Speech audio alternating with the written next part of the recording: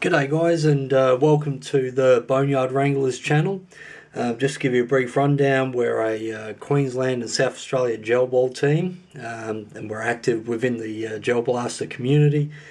And what we hope to do moving forward is make some good content, be it reviews of some of the gel blasters you can get, or game day footage, sort of to make it as legitimate as, say, the airsoft community has. We really want to promote this as a sport, something that something that we can really get into, and then hopefully that we can open up those avenues to the rest of the states around Australia as as a legitimate sport. So what we'd like to do tonight is cover off on the Tactical Edge XTP gas blowback pistol, which I recently purchased, and I'll be honest with you, it was an absolute spur of the moment thing for me. I just happened to come across it whilst looking for gel blasters, and I saw that it was available through Tactical Edge, and I had to have it. I really had to have it. I had up until that point tried out a Kublai P1, and I was really sold on the gas blowback pistol, and I saw this and spur of the moment, impulse buy, went and got it, and I can't praise it enough. I mean, this thing is absolutely fantastic. As far as gel blasters are concerned, this thing is as close as you're going to get to the real deal. It really is. I mean, just the way it operates, the whole package is absolutely fantastic. The weight, the feel of it. If you haven't already got one, you must go and get one. They are incredible. So without further ado, what I'm going to do is just go through what you'll get, and what's in the package, how it all functions, some of the bits and pieces you can do to improve it, and hopefully this will encourage you to go out and buy one yourself. So anyway, having said that, let's get involved. So when you purchase one, you're going to get this case. I'll just put that over there, and what you'll find inside of the case, without one of those, without an additional magazine, what you will find is you'll receive a grip change, something to change the ergonomics of the grip. I'll go through that a little bit later. An O-ring, a spare O-ring. I'll explain why you're going to need one of these, because it is vitally important. A little bit of silicone gel. I've got a whole heap of silicone gel, but I'll tell you why you're going to need that and why you should probably purchase more. The tooling, Allen key. Yep, fair enough. I'll explain how and why you're going to use that. And for me, there's a couple of additional pieces, a couple of bamboo drifts, and I will explain to you why you'll need those as we go through the rundown. Now bear in mind, this is the third attempt that I've had at the video, so I'm going to try and get through everything a little bit quickly, because it's a bit later at night now, so I really want to get to bed. But having said that, I really want to show this pistol to you. So take the pistol out. We'll move this over to the side. This is what you will receive. So this is your XTP gas blowback pistol. Like I say, this is as close as you're going to get to the real deal. The weight of it, the feel of it, the action, everything else is absolutely dead bang on. I mean, I've dealt with real firearms in the past, and this thing just really feels like the real deal. It really is incredible. So I guess what we'll do is we'll go through what's here, and you know, how it all functions, and yeah, hopefully you'll learn a thing or two. All right. So for a start, there's your magazine. This one I've loaded up previously because part of doing a video beforehand, but we'll go through that process. So I'll put that to one side. Right. So I guess this first cab off the rank, when you get one of these pistols, you will find that your first magazine you go through, so what you'll do is you'll load your 12 gram CO2 bulb and what have you, and you'll go out and you'll fire the thing, and all of a sudden you'll find that there's a few issues. The gas blowback won't function correctly. You'll have some sort of issue with it, and you'll be a little bit disappointed. That is because, and you'll probably be able to see here, I've got some insulation tape around the magazine. Now, you know, this has been covered before on other channels, but I think it makes sense to cover it now.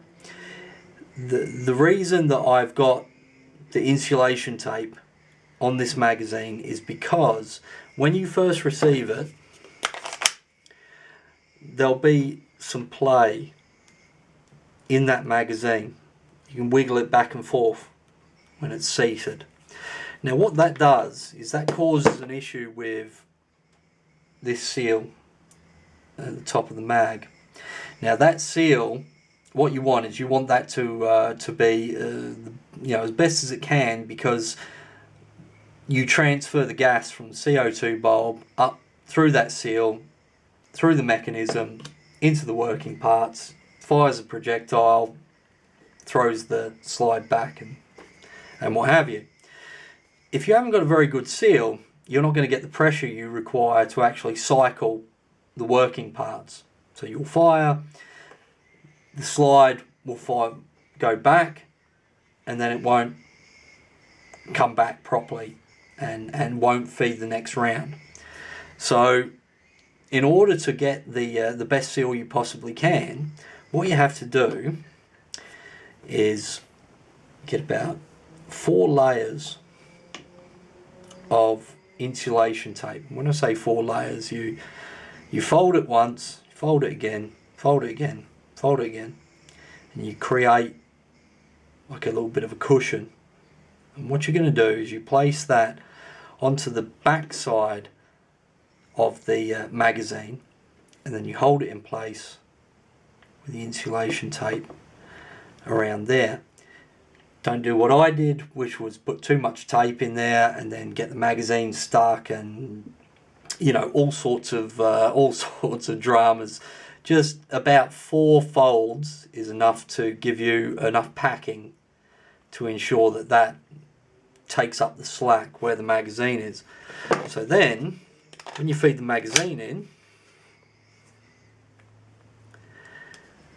you can't move it. You shouldn't feel any movement there whatsoever.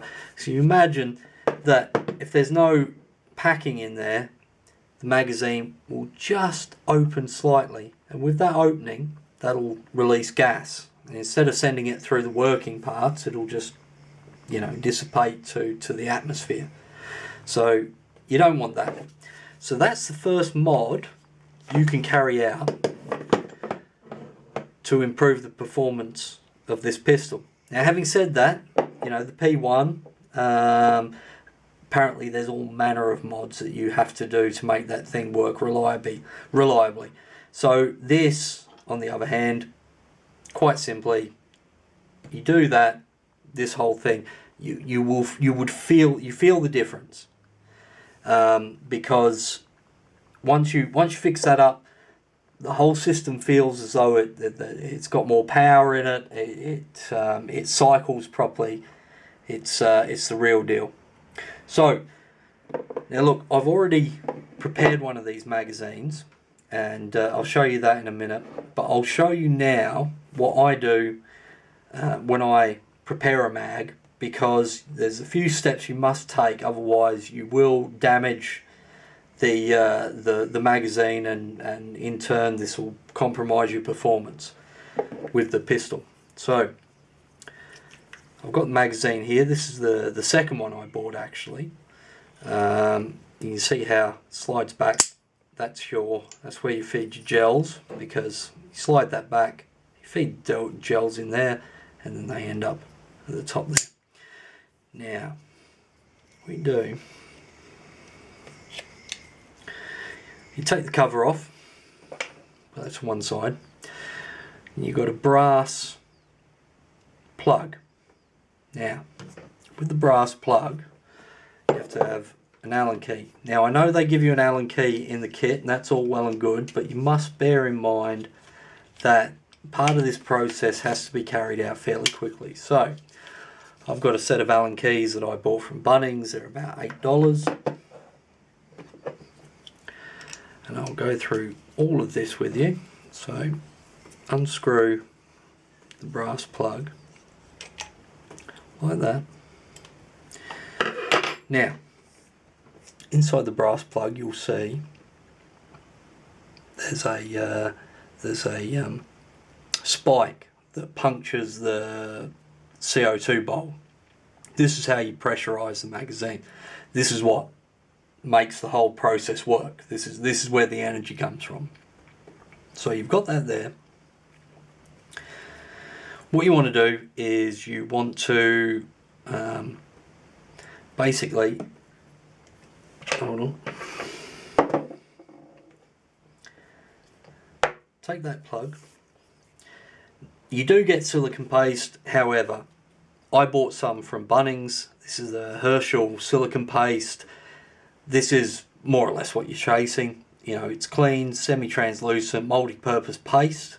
And what you do is you take a small amount, and where your threads are, you do that, and you just smear it around the plug, evenly distribute it, and also make sure that where those O-rings are, you just put a bit of silicone paste over those as well. Now what this does is it obviously lubricates the plug, but it also helps hold the O-rings in place, which is very important for when you're loading a CO2 bulb, which I'll explain in a second. To do that, I haven't brought a paper towel, so bear with me on this one. I'm going to be quite greasy and what have you by the end of it. So anyway, what you do, right, you've done that, you've prepared your brass plug. Now I've got some 12 gram CO2 bulbs, the only ones you can use. Alright, now you can get those from a few places. Where you buy your gel blasters, maybe one of those places. These ones I picked up from Hawkex Tactical, which happens to be just down the road from me. So I'm quite grateful, because I didn't have to do what I originally did, which was drive all the way into a gun shop, not particularly far away from me, but still, you know, that's where you can get these CO2 bulbs. And I got the CO2 bulbs. So I'll open these ones up. These are Crossman. To be quite honest with you, I haven't really found much of a difference between the ones I got from Hawkex and the ones that I bought from the gun shop. Suffice to say, the ones I got from Hawkex were a bit cheaper, by about $1. But as far as performance is concerned, much of a muchness. Now, what you should expect is for each magazine, each CO2 bulb will give you more or less 3 magazines, maybe 4. depending on how quick you fire them, depending on how quick you expel the CO2. But as a rule of thumb, one bulb is three magazines. So what you're going to do is you'll take your magazine like that, load the bulb in there, there's the top, there's your plug, and as you can see there's the pin that pierces the plug. And what you're going to do, put that in the top. Now be careful to seat it properly, so just roll it back a bit like that, and just start to tighten it down until you feel a bit of resistance.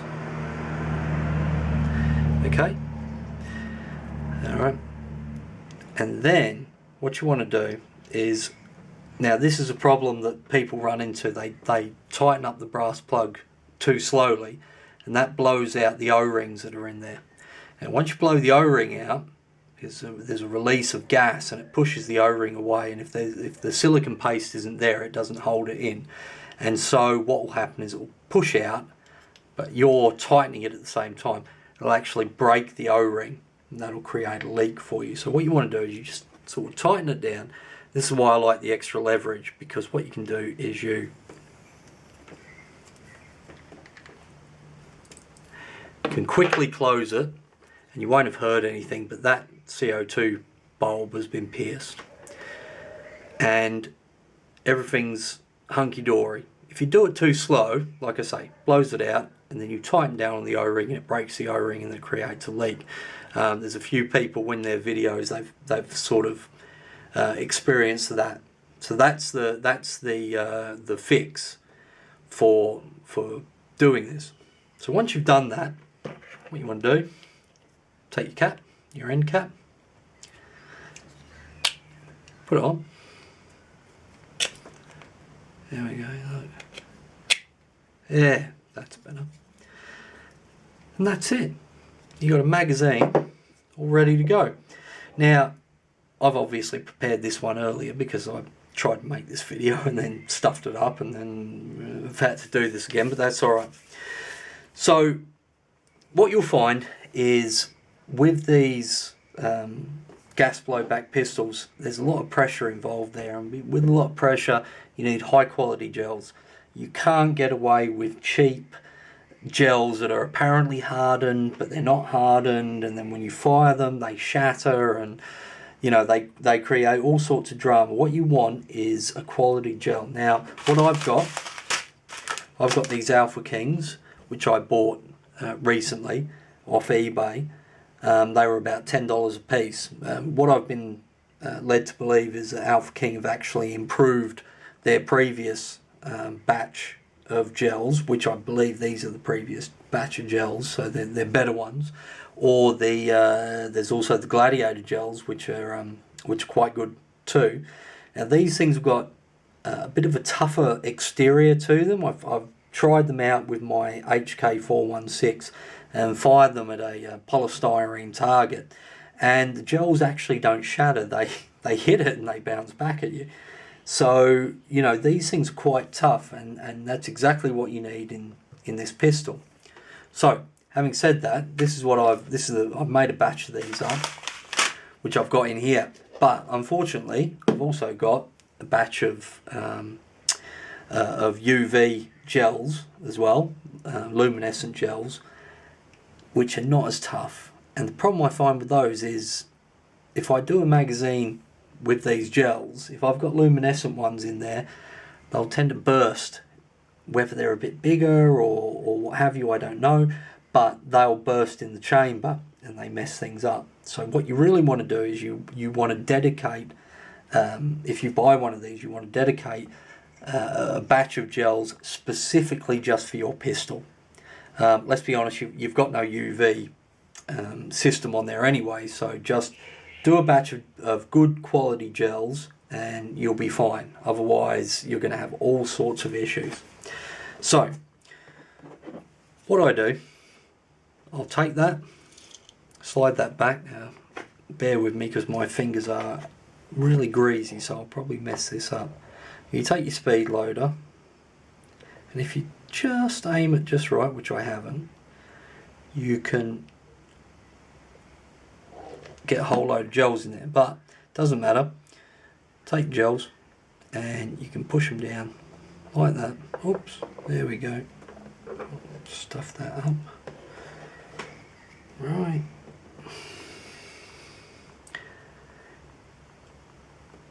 And what you do, you feed them like that. There goes one. There's another one, there's a broken one. Let's get rid of them. Let's get some more. There we go. What I do is I take the magazine and I feed the gels along the length of it, and until you make the maximum capacity, you can actually squeeze as many as you like in there. So go for broke. You'll probably get about 17, 18 in there, you know, as far as you can squeeze in there, because what they'll do is they'll stack. There's a broken one. They'll stack on each other. Alright. Actually, that was one of the luminous gels that broke. So, right. Get rid of that. So there's a luminous gel. That one's going to shatter first thing. The rest are the Alpha Kings. So I've got 1, 2, 3, 4, 5, 6, 7, 8, 9, 10, 11, 12, 13, 14, 15, 16, 17, 18 gels. Which, yeah, is more or less a magazine size that you would find for a pistol like this, you know, a real pistol like this. So, you know, it's close to the real deal. So there we go. A couple of magazines filled with rounds. Got the blaster there. So I guess now is the opportunity just to take the blaster down to maintenance level and, you know, sort of go through that experience. Right, so got the pistol, magazines are out, right? So what I'm going to do, put the slide back. I'm actually going to put that up just to hold the working parts back. And there's a pin here. Now the reason I have a couple of bits of bamboo is because to push that pin through, I mean the first time I did it, there was a bit of cosmetic damage. I damaged the paint because I used something metal. You don't have to do that, and in fact, you can push that with your thumbnail and that'll expose it enough that you can actually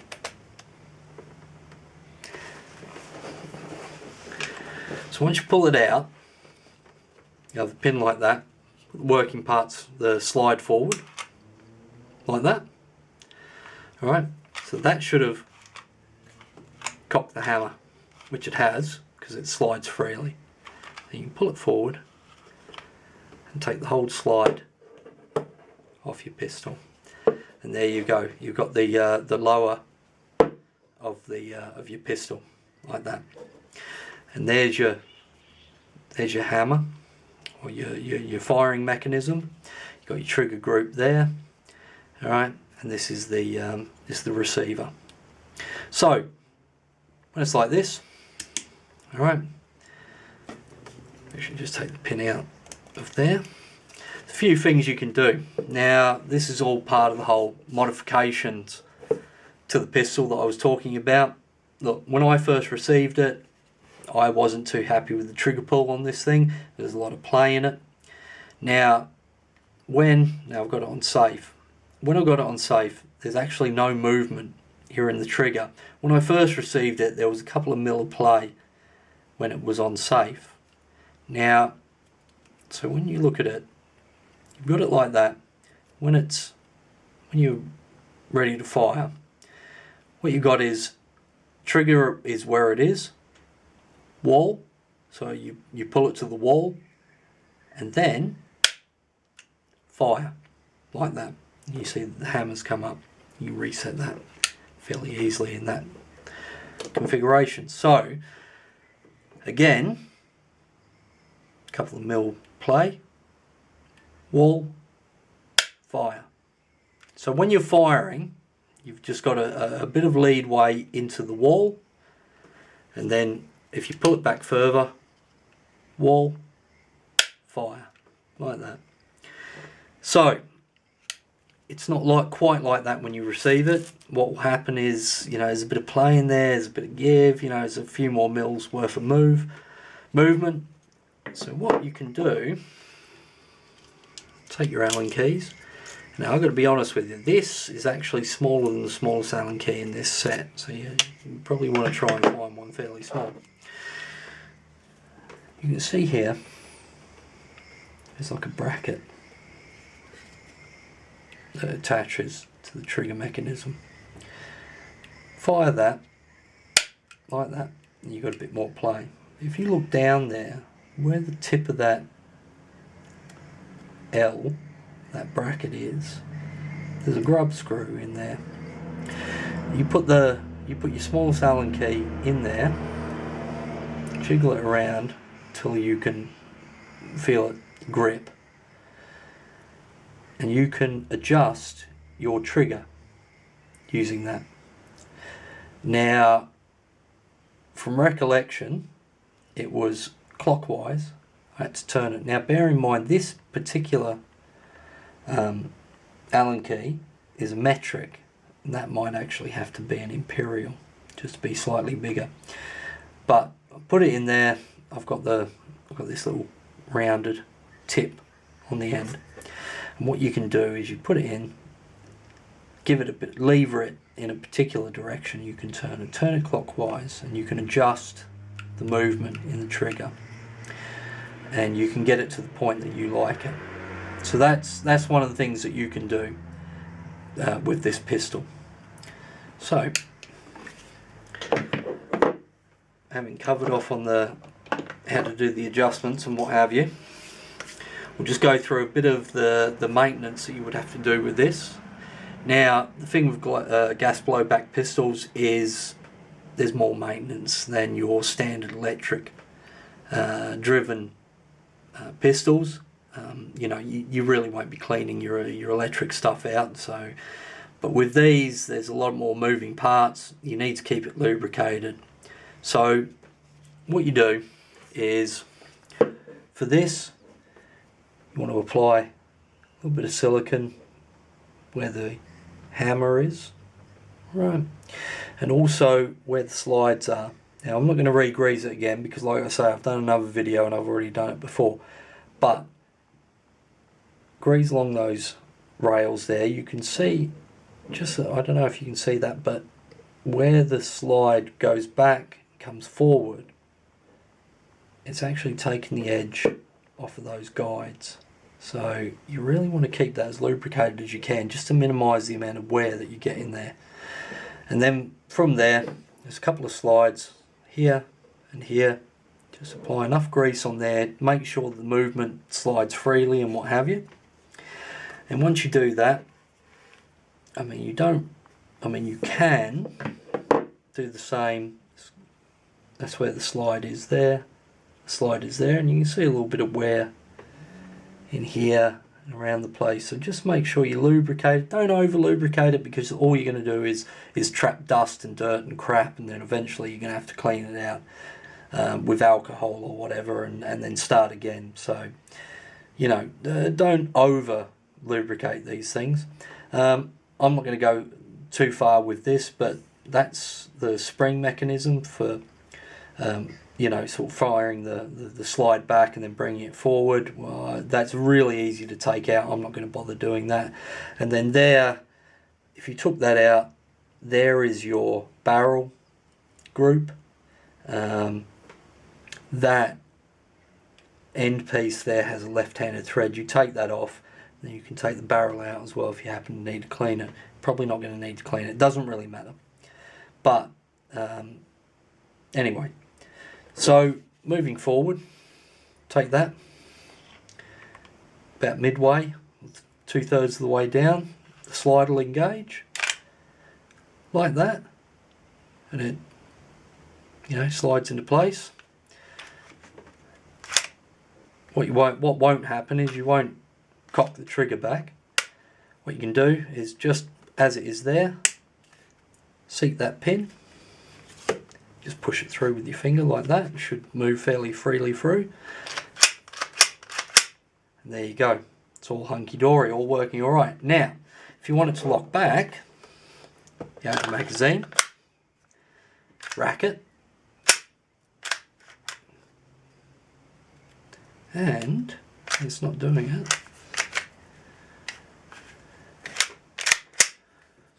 There we go. What should happen is that should actually lock back. The reason it's not locking back is because you've got rounds in it. Like that. If that was an empty magazine,